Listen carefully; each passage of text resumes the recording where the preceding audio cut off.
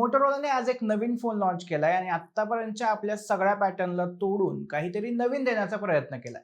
Motor H 70 max असे या फोनचं नाव आहे आणि डिझाईन पासूनच हा फोन मोटोच्या इतर फोनपेक्षा वेगळा आणि प्रीमियम फील होतो.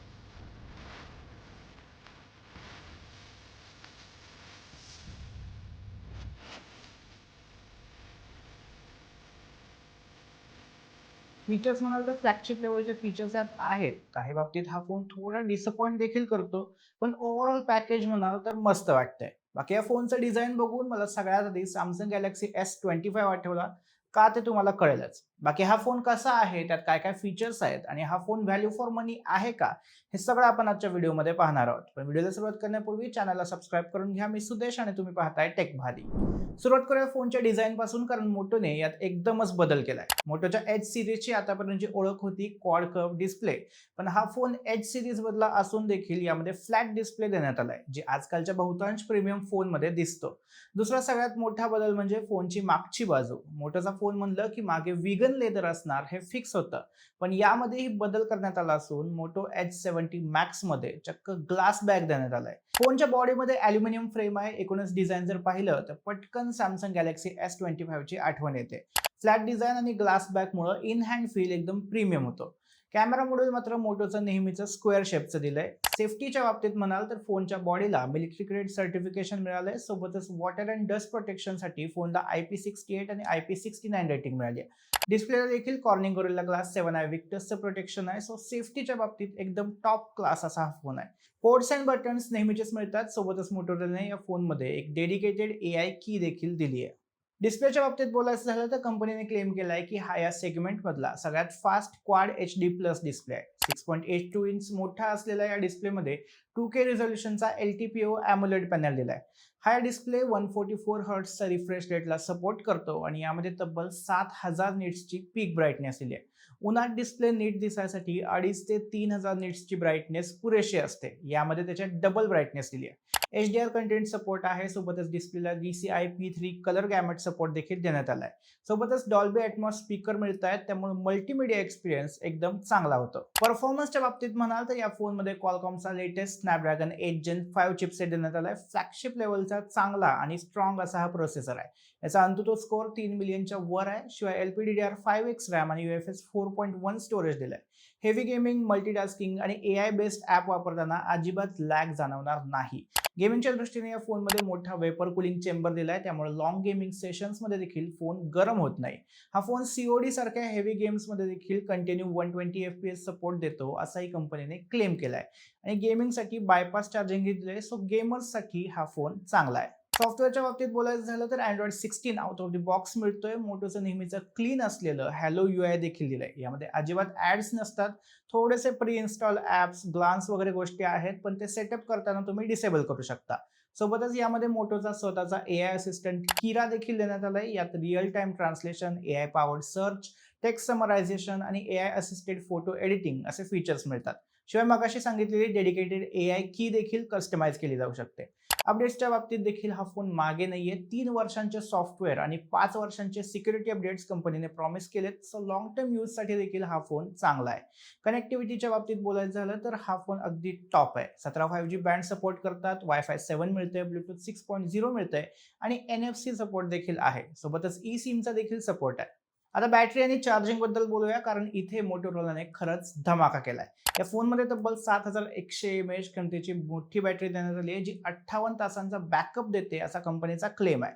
हेवी यूजमध्ये ही बॅटरी दिवसभर नक्कीच पुरेल. तसं तर 7-8 हजार mAh बॅटरी आजकाल काही नवीन गोष्ट राहिलेली नाहीये. खरी मजा आहे ती चार्जिंगमध्ये. या फोनला 90 वॉट वायर्ड चार्जिंगचा सपोर्ट आहे आणि मोटोचा फोन आहे, सो चार्जर अजूनही बॉक्समध्ये मिळतोय. सगळ्यात खास गोष्ट म्हणजे या फोनमध्ये 25 वॉट वायरलेस चार्जिंगचा सपोर्ट देखील देण्यात आलाय. त्यातही गुगल पिक्सेल 10 सारखा साधा नाही, तर मॅग्नेटिक चार्जर दिलाय. हा चार्जर ॲपलच्या मॅगसेफ सिस्टीम सारखा काम करतो. या सेगमेंटमध्ये मॅग्नेटिक वायरलेस चार्जिंग देणारा हा पहिलाच फोन असल्याचा मोटोरोलाने दावा केलाय. सोबतच यामध्ये 5 वॉट रिव्हर्स चार्जिंग मिळते आणि तुम्ही तुमचे बड्स वगैरे चार्ज करू शकता. कॅमेऱ्याच्या बाबतीत हा फोन मला थोडा डिसअपॉइंटिंग वाटला. बॅक साईडला ड्युअल कॅमेरा सेटअप आहे. त्यातला मेन कॅमेरा 50 मेगापिक्सेलचा आहे आणि त्यात सोनीचा LYT710 हा बेस्ट सेन्सर दिलाय. सोबतच व्हिडिओ आणि फोटो जास्त स्टेबल यावेत यासाठी OIS म्हणजे ऑप्टिकल इमेज स्टेबलायझेशन देखील दिलंय. सोबतच 8 मेगापिक्सेलचा अल्ट्रावाइड कॅमेरा दिलाय आणि एक 2-in-1 लाईट सेन्सर दिलाय. फ्रंट कॅमेरा 32 मेगापिक्सेलचा आहे. हा मला वाटलं होतं की 50 मेगापिक्सेलचा तरी असेल. म्हणजे 50-55 हजारांच्या बजेटमध्ये 50 मेगापिक्सेलचे 2 कॅमेरे देणं पॉसिबल होतं. पण असो. एक गोष्ट चांगली आहे की फ्रंट आणि बॅक दोन्ही कॅमेऱ्यांनी 4K रेकॉर्डिंग पॉसिबल आहे.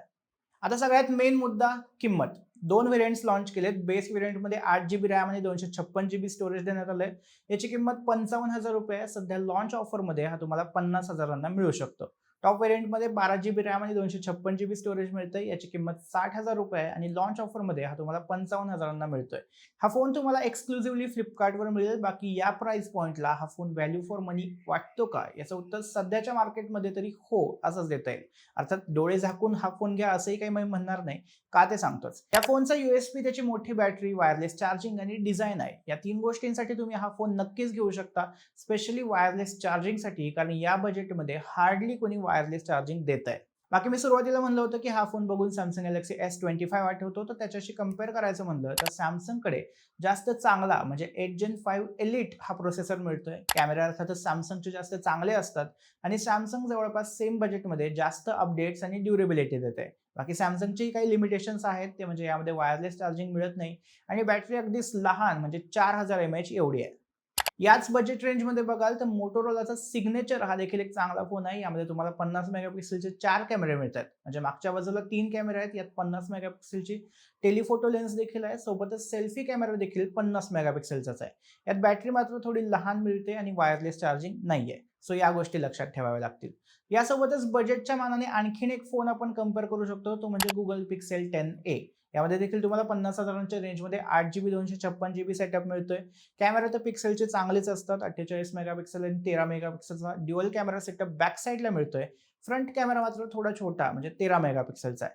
बॅटरी देखील छोटीच आहे. यामध्ये तुम्हाला 10 वॉट वायरलेस चार्जिंग मिळतंय. सो चांगला ब्रँड, वायरलेस चार्जिंग असं सगळं हवं असेल तर हा पण एक चांगला ऑप्शन आहे. मोटोच्या H70 Max कडे परत येऊया. 2026च्या वाढत्या किमतींच्या मानाने हा 50,000 बजेटमध्ये एक चांगला फोन म्हणता येईल.